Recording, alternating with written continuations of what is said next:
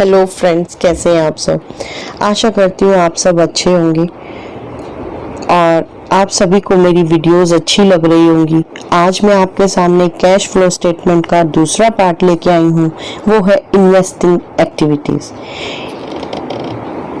और आपसे मैं अपनी वीडियो स्टार्ट करने से पहले आपसे एक रिक्वेस्ट है कि अगर आप मेरे चैनल के नए व्यूअर हैं तो आप अभी सबसे पहले सब्सक्राइब करें मेरे चैनल को, लाइक करें, शेयर करें और बेल आइकन की नोटिफिकेशन बेल को दबाना बिल्कुल ना भूलें ताकि हर नोटिफिकेशन आपके पास आ जाए। मेरी हर नई वीडियो की अपलोड की नोटिफिकेशन आपके पास आ जाए।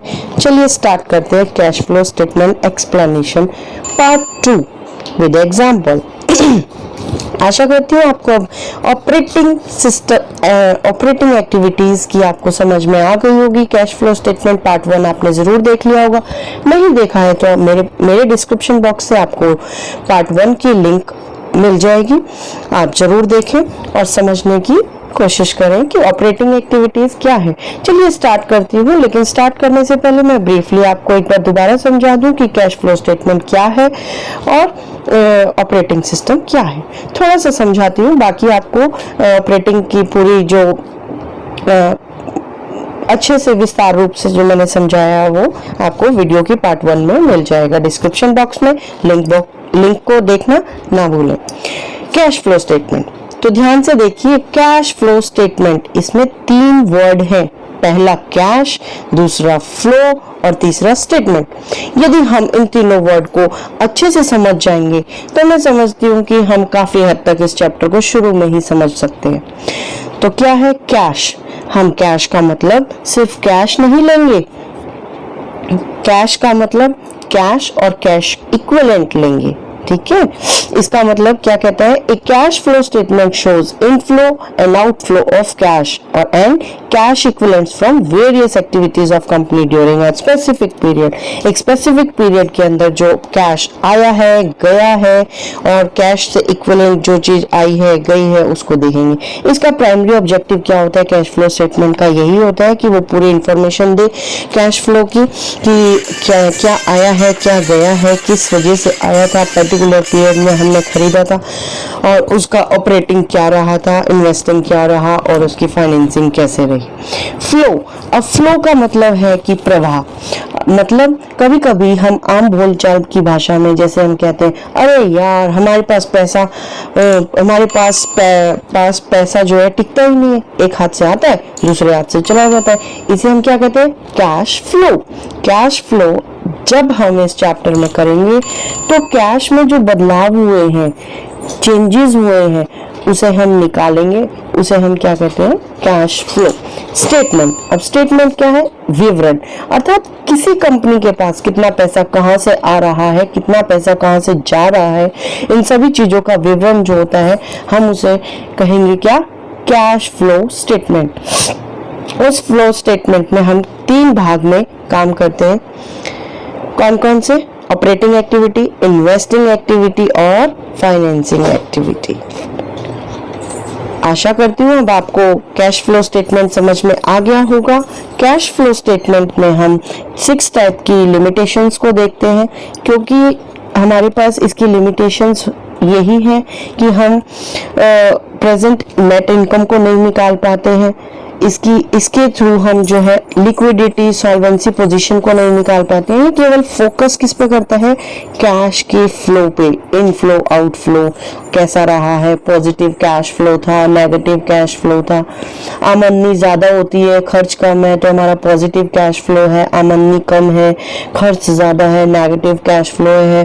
कैश फ्लो जो होता है वो जो कैश फ्लो जो भी हो रहा है, जो भी चेंजेस होते हैं, जो परिवर्तन हो रहे हैं, कैसे होता है, छोटा कैश गया, आया, बड़ा जो भी आया है उस पे हमारा फोकस रहता है।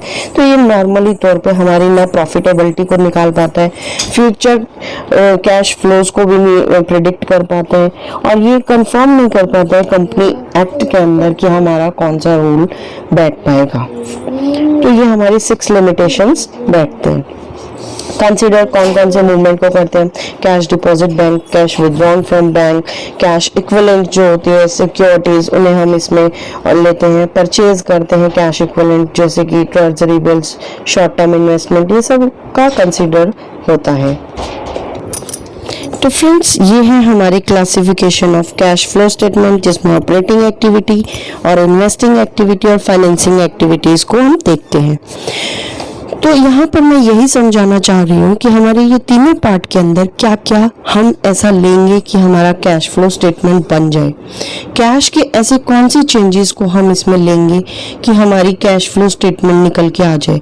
यही चीज़ मैं ऑपरेटिंग एक्टिविटीज़ में आपको पार्ट 1 में मैं समझा चुकी हूँ कि इसमें डिफरेंट एक्टिविटीज़ में जो कैश में चेंजेस होते हैं वो हम ऑपरेटिंग एक्टिविटीज़ के कारण जो होते हैं उन्हें हम ऑपरेटिंग एक्टिविटीज़ में लिखेंगे, इन्वेस्टिंग के कारण जो एक्टिविटीज़ के कारण होते हैं और फाइनेंसिंग एक्टिविटीज़ के कारण जो होते हैं, ये 3 एक्टिविटीज़ के बारे में हम जो बात करेंगे वो हमारा कैश फ्लो स्टेटमेंट के अंदर लिखा जाता है।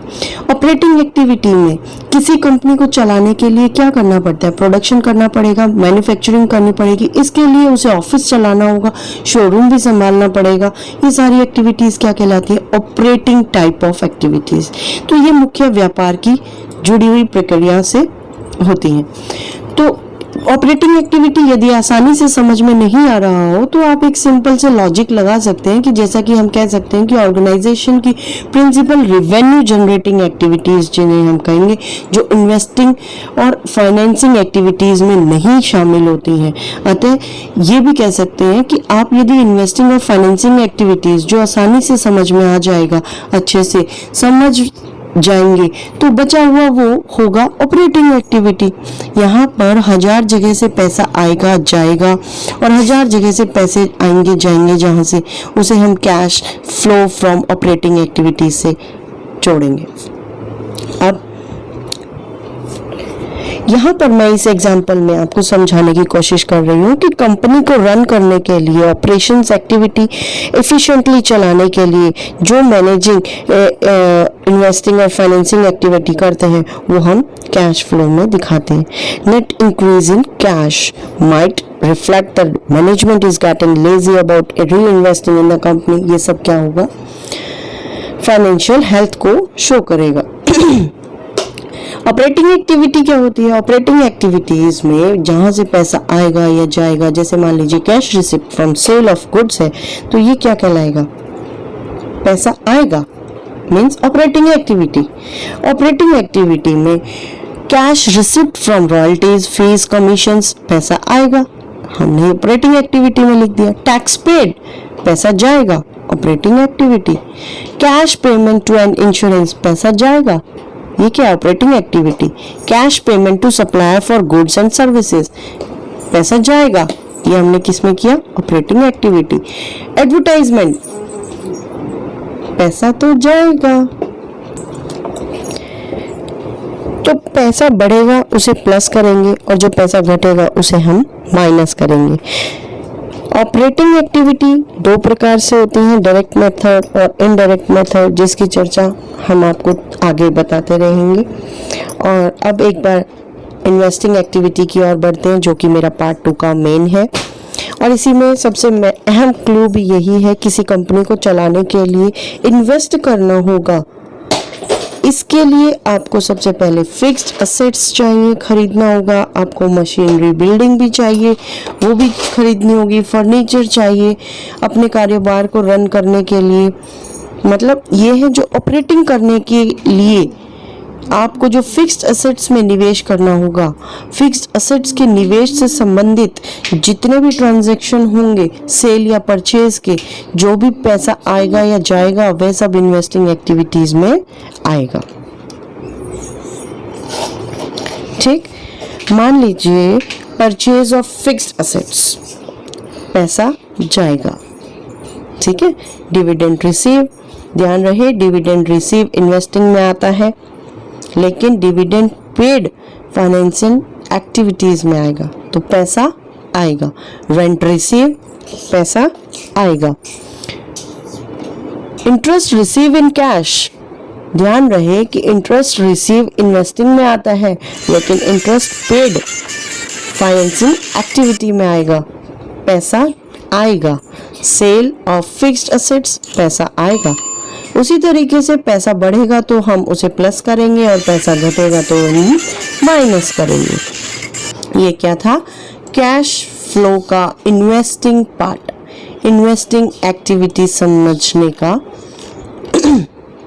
एक पॉइंट। अब देखिए, तो देखिए मैं आपको एक एग्जांपल समझाती हूँ इन्वेस्टिंग का। अगर एक कंपनी निवेश से जुड़ी हुई कोई भी प्रक्रिया करती है उसे इन्वेस्टिंग एक्टिविटी कहते हैं। अगर कंपनी ने कोई संपत्ति खरीदी है, बेची है, किसी निवेश पर मिला ब्याज, किराए पर दी हुई संपत्ति से मिला हुआ किराया, ये सब प्रक्रिया इसमें शामिल होती है। मान लीजिए कि एक कंपनी है XYZ, इस साल उसने नया शोरूम खरीदा है 10 करोड़ में, ठीक है। एक पुराना शोरूम 2 करोड़ में बेचा है। इसके अलावा उसने फिक्स डिपॉजिट की राशि 1 करोड़ ब्याज मिला है उसे। ये सभी प्रक्रिया मिलकर कैश फ्लो स्टेटमेंट जो इन्वेस्टिंग एक्टिविटी को शो कर रही है, उनको हम कैसे शो करेंगे, ये एग्जांपल मैं आपको दिखाई रही हूँ। ये एक्टिविटीज को इस तरह से हम शो करेंगे। और ये 10 में से परचेज करा है, कैश गया है, माइनस करेंगे। सेल करिए, 2 करोड़ आए, प्लस करेंगे। इंटरेस्ट रिसीव हुआ है FD पर, वो हम उसे प्लस करेंगे। तो -10 + 3 क्या होगा? -7। Net cash from investing activity क्या निकल के आएगा? -7। तो फ्रेंड्स, यहाँ पर ये सबसे ध्यान देने वाली बात है, मेरा यही टिप्स है आप लोगों के लिए। कैश फ्लो एक स्टेटमेंट है जो किसी व्यक्ति, संस्था या कंपनी के कैश फ्लो के पैटर्न को बताता है। सिर्फ कैश फ्लो स्टेटमेंट किसी बिजनेस द्वारा किए जाने वाले कैश के व्यवहार को स्पष्ट करता है। सिर्फ किसी बिजनेस में पॉजिटिव कैश फ्लो है, उस बिजनेस की कितनी मजबूती है, सिर्फ यही शो करता है।